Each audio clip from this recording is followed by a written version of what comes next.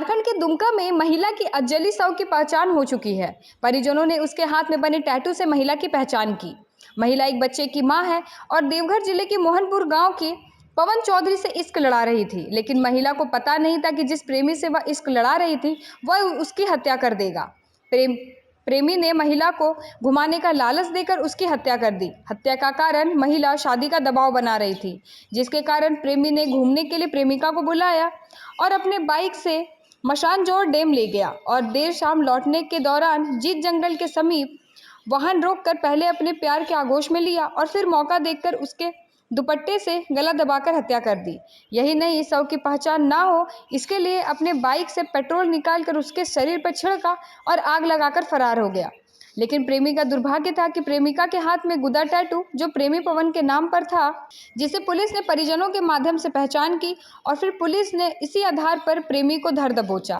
उसे क्या पता था कि जिस प्रेमी से दिलो जान से वह प्यार करती है, जिसके लिए वह घर छोड़ा, वह इतनी बेदर्दी से उसकी हत्या कर देगा। दरअसल दुमका में मिले अजली शव की पहचान दुमका पुलिस ने कर ली है। 23 वर्षीय एक बच्चे की मां फूल कुमारी देवघर जिले के मोहनपुर गांव की रहने वाली थी, जिसकी शादी 6 साल पूर्व दुमका शहर के रसिकपुर मोहल्ले के मछली विक्रेता प्रकाश कापरी के साथ हुई थी। फूल कुमारी 6 माह के बाद अपने मायके से 3 अगस्त को ससुराल पहुंची थी। 4 अगस्त की रात अचानक घर से गायब हो गई और 9 अगस्त की सुबह उसकी अजली शव सोशल मीडिया में तस्वीर देख ससुराल वाले ने और पुलिस से मिले और शव की पहचान कर उसके टैटू और हाथ की बाली से की।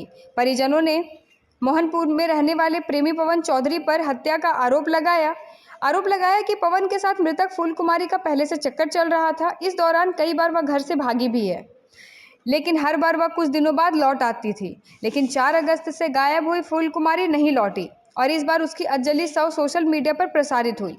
फूल कुमारी के गायब होने के दौरान घर वाले सोचे कि वह फिर लौट आएगी, हालांकि गायब होने पर घर वाले तलाश कर रहे थे। इधर दुमका पुलिस शव की पहचान होने के बाद आरोपी पवन चौधरी को गिरफ्तार कर लिया और दुमका के एसपी पीताम्बर सिंह खेरवार ने प्रेस वार्ता कर मामले का खुलासा किया। बता दें कि दुमका जिले के मसानजोर थाना इलाके के जीतपुर गांव के एक समीप फूल कुमारी का अजला शव पुलिस को मिला। लाश को देखने से ऐसा प्रतीत होता है कि उसके साथ दुष्कर्म के बाद हत्या कर दी गई और शव की पहचान ना हो इसके लिए उसे पेट्रोल डालकर आग भी लगा दिया गया। लेकिन बारिश होने के कारण शव पूरी नहीं जली और सुबह ग्रामीणों ने जंगल में एक महिला का अधजला शव देखा और पुलिस को जानकारी दी। पुलिस फॉरेंसिक टीम के साथ शव की पहचान की, लेकिन ऐसा कोई सबूत आरोपी के विरुद्ध नहीं मिला। पुलिस ने शव के पास से उसकी चप्पल और हाथ की में बाली और उसके पैर में बिछिया मिला। पुलिस के लिए शव की पहचान एक चुनौती बना हुआ था। जिस स्थान पर मिला वह मासनजोर पर्यटक स्थल से 2.5-3 किलोमीटर दूर घटना स्थल था। पड़ोस में पश्चिम बंगाल था, इसलिए पुलिस ने जिले के सभी थानों में बंगाल पुलिस को फोटो भेजकर पहचान करवाने की कोशिश की। साथ ही एक अधजला फोटो सोशल मीडिया पर डाला ताकि किसी महिला के गायब होने से शव की पहचान हो सके। पुलिस की तरकीब रंग लाई और पहचान ही नहीं बल्कि कथित रूप से आरोपी पवन तक हत्या होने की कड़ी मिलने की खबर मिली।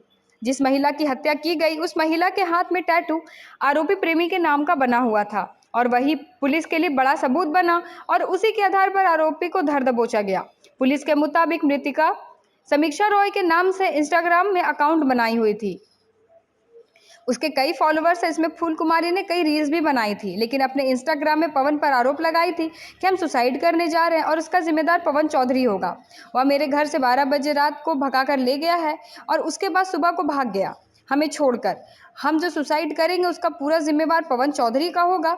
मेरे पास दूसरा कोई ऑप्शन नहीं है। यह पोस्ट होने के बाद आरोपी प्रेमी पवन ने प्रेमिका को बुलाया और फिर घुमाने के बहाने से मशानजोर डैम ले गया और देर शाम लौटने के क्रम में जंगल के समीप उसकी हत्या कर दी। इसी महीने के 9 तारीख को पता चला सुबह में हम लोग का कि एक अज्ञात महिला का शव वहाँ पर जला हुआ है और उसको पहचान करना मुश्किल हो रहा है। तो इसके लिए हम लोग तमाम स्थानीय मीडिया और जितने भी चैनल से सब पे संपर्क करके हम लोग उसका प्रचार प्रसार भी किए। इस कारण से पता नहीं चल पा रहा था, चूँकि उसका जला हुआ था, कोई अगल बगल पहचान कराया नहीं मिला। फाइनली उसके बारे में पता चला हम लोग को, तो देवघर की रहने वाली है, मोहनपुर एक जगह है वहाँ की, और उसका शादी दुमका हुआ था। और उससे एक बेटी भी है। इसी क्रम में उसका गांव जहाँ मायके था वहीं का एक रहने वाला लड़का के साथ उसका दोस्ती था, संबंध था, और वो उस पर लगातार शादी करने के लिए दबाव बना रही थी और लड़का उससे शादी करना नहीं चाह रहा था, जिसके कारण उसकी हत्या की। उसने अपने संलिप्तता उसमें स्वीकार किया है और जो बाइक से उसको लाया था वो बरामद कर लिया गया है। लड़की का जो मोबाइल था जिसको तोड़ के फेंका है, जिस जगह पर उसने बताया था, वहाँ से उसका कुछ अवशेष भी हम लोगों ने बरामद किया है।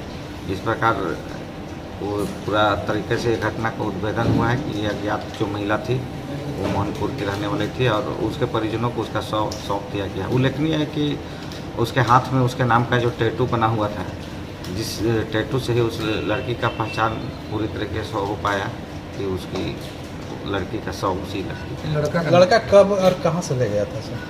लड़का देवघर में ही था, लड़की दुमका उसका ससुराल था। वहाँ से खुद से देवघर गई थी, वहीं उन लोग का मुलाकात हुआ। उसके बाद वो अपनी बेटी को छोड़ दी अपनी बहन के साथ। उसके बाद वहाँ से उसके साथ चली गई। 2-3 दिन वो लोग आपस में कहीं रहे, अभी इधर उधर रहे होंगे।